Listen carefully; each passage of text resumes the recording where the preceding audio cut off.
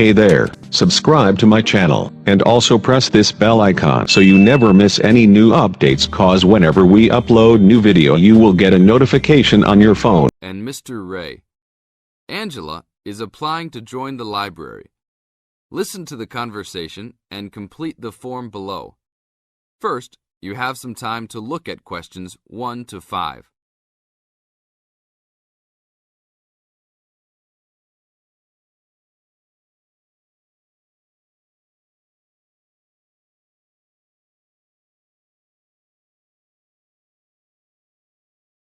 Now we shall begin.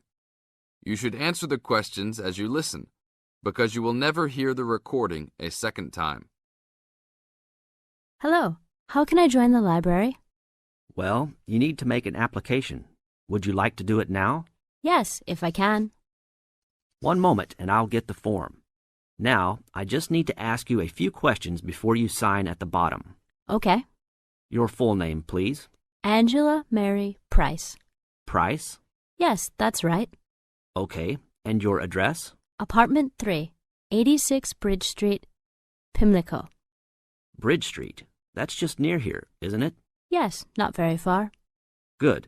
So the postcode must be 2065, right? Yes, that's right.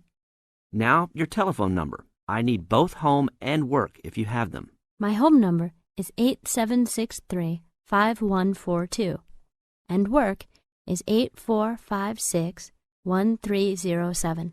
Do you need anything else, like ID or something? Yes, your driver's license will do, if you have one. Right. It's easy to remember. I know it by heart. 4040AC. I'm afraid I'll also need to see it. Okay, here it is. Thanks. And your date of birth, please? 24 March 1981. Okay, thanks. That's the most important part completed. But if you don't mind, I'd also like to ask you a few questions for a survey we're conducting. Yes, that's okay. Now you have some time to read questions 6 to 10.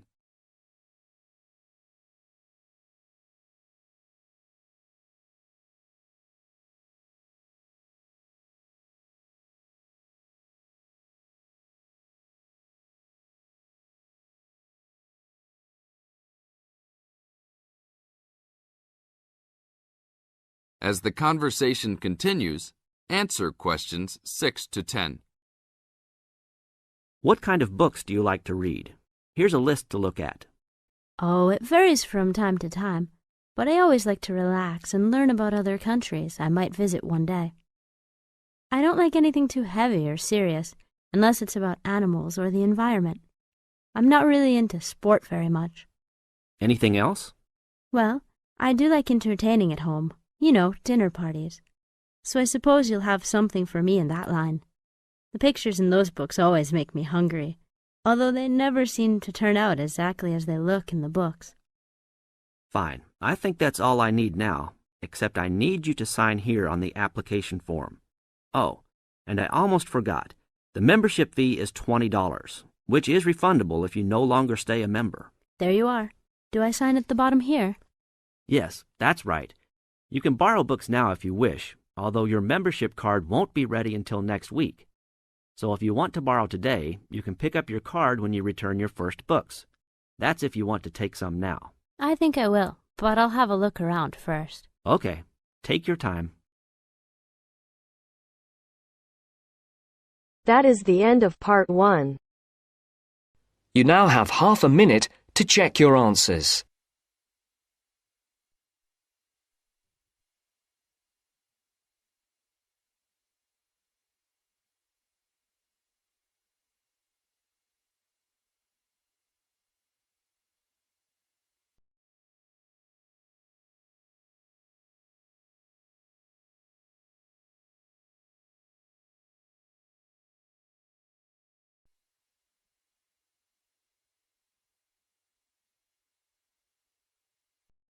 Part 2.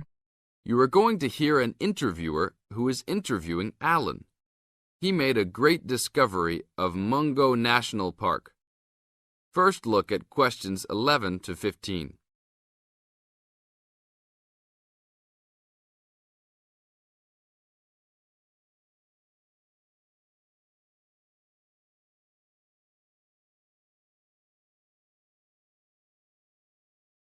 As you listen to the first part of the interview, answer questions 11 to 15. An event occurred in 1996 over a period of 3 days that attracted considerable attention at the time and led to a new find in Mungo National Park, which is the focal point of the Willandra Lakes World Heritage Area in New South Wales, Australia. I talked to Alan Moore, the organizer of this trip, about his experience. Alan, what was the purpose of your trip? Well, as you know, I love the outback and lead tours of people wanting to go into more remote parts of the country. However, I thought it was time for me too to have a holiday. So I packed up my family and we went to Mungo National Park. Why did you choose this location?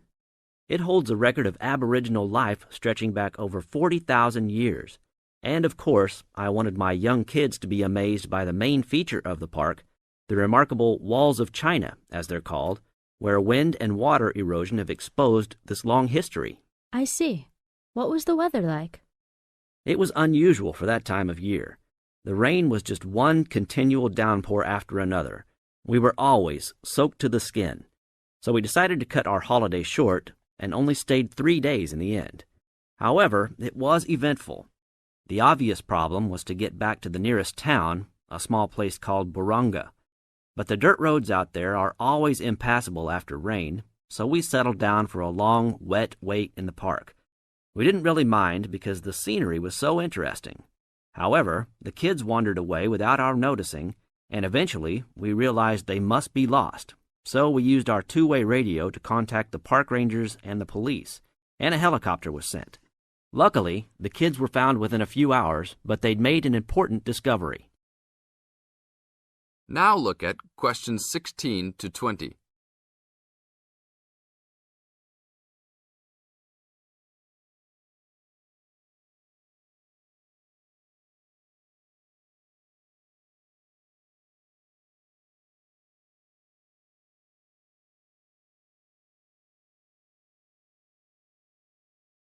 As the talk continues, answer questions 16 to 20.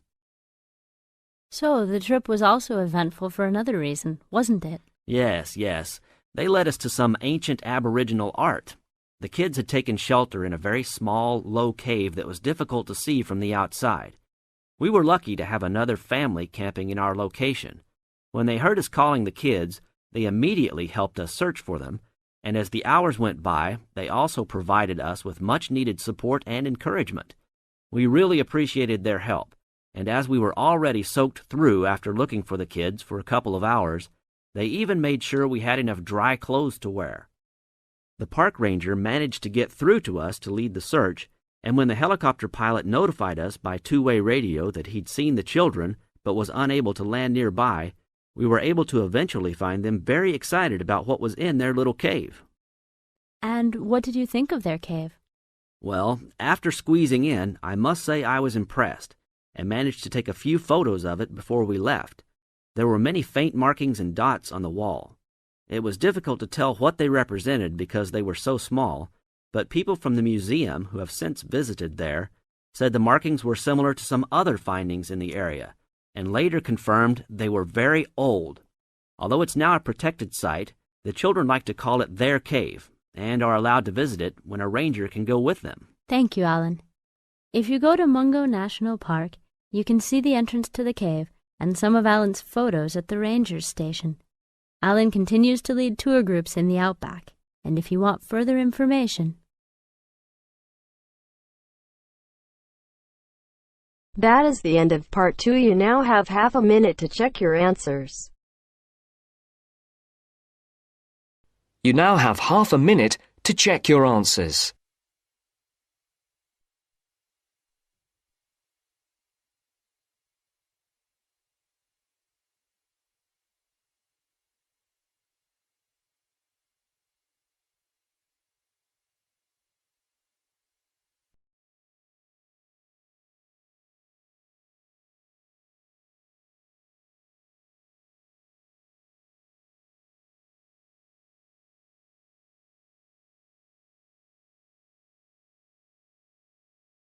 Now turns to part 3. Part 3. You'll hear two university students discussing a social science lecture they attended. First, you have some time to look at questions 21 to 24.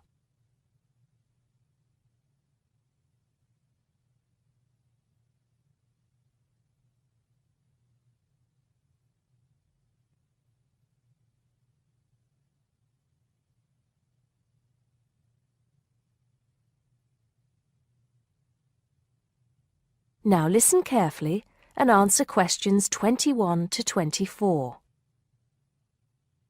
Did you go to the first social science lecture yesterday?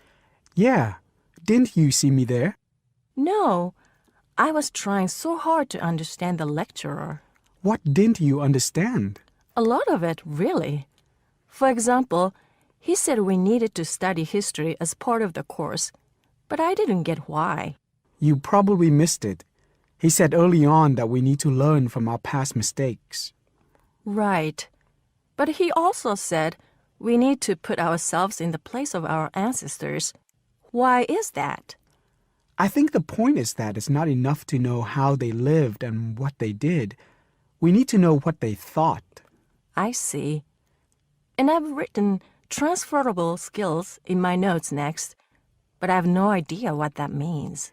If you study social science, you learn skills that you can use in a job. Oh, right. Is that all? Okay, but why is that? The point he made was that in studying social science, you use a flexible and adaptable approach to learning. Before you hear the rest of the conversation, you have some time to look at questions 25 to 30.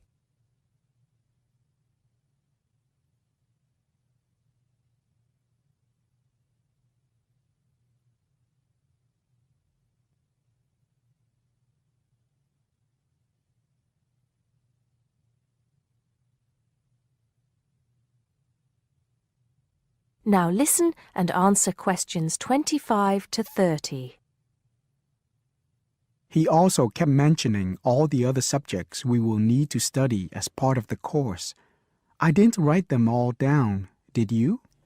Some of them. I think I can make sense of my notes. The first one was anthropology, which he said would cover prehistory and archaeology as well. Okay.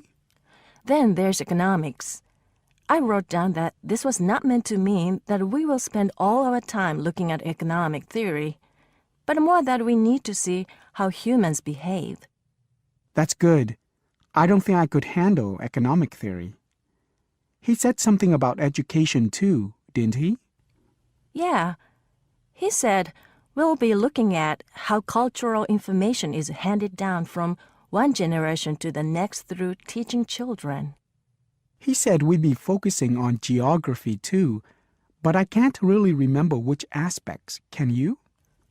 I noted it down, I think. Here we are, yes, particularly in relation to urban planning. It's law that I got confused about. I didn't understand why he linked that to economics. I think he meant that laws affect the way wealth is distributed. That makes sense. Now, what are the science wars? Okay, I did get that. The science wars are about how social science collects information. In sociology and social work, and in social science generally, they can only study patterns of behavior and observe. If you compare that to the way scientists work in physics or chemistry, it's very different because they use specific experiments that can be tested and which give concrete answers. Social studies is often accused of being unscientific. That's all. Okay. But it still looks like a good course, doesn't it? You don't have any regrets, do you? None at all. I'm looking forward to it. That is the end of part 3. You now have half a minute to check your answers.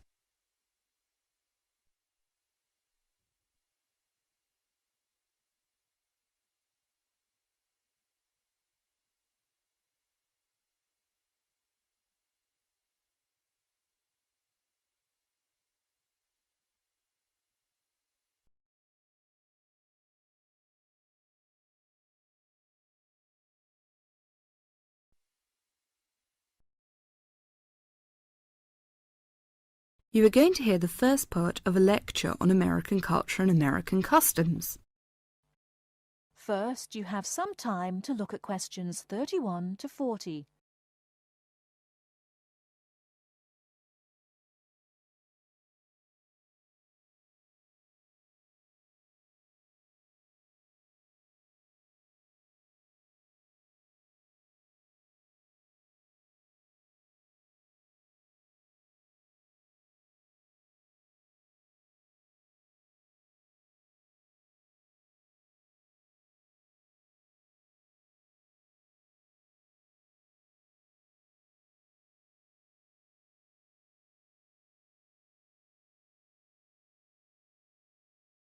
Now, listen carefully and answer questions 31 to 40. Well, last week we talked about American education, and today I'm going to discuss American values, characteristics, personal habits and courtesies. Keep in mind as you are listening to this lecture that your goal is to understand, not to emulate or judge. Just briefly, I'd like to mention that there is a remarkable ethnic diversity in the United States. The population of the USA is about 260 million.